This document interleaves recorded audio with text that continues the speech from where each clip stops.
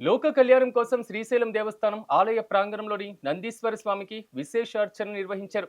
ముందుగా లోకక్షేమాన్ని కాంక్షిస్తూ దేశం శాంతిగా ఉండాలని, జనులందరూ సుఖ సంతోషాలతో ఉండాలని అర్చక స్వాములు, వేద పండితులు సంకల్పాన్ని చెప్పారు.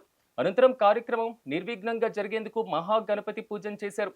తర్వాత నందీశ్వర స్వామికి శాస్త్రోక్తంగా మల్లికా హుండంతో పాటుగా శుద్ధ జలంతో అభిషేకం నిర్వహించారు.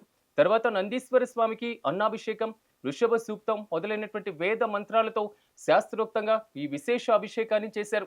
నందీశ్వర స్వామి వారికి నూతన వస్త్ర సమర్పణ, విశేష పుష్పార్చన చేసి నానబెట్టినటువంటి శనగలను నందీశ్వర స్వామికి సమర్పించారు. ఈ కార్యక్రమంలో ఆలయ పండితులతో పాటుగా భక్తులు భారీ ఎత్తున పాల్గొన్నారు.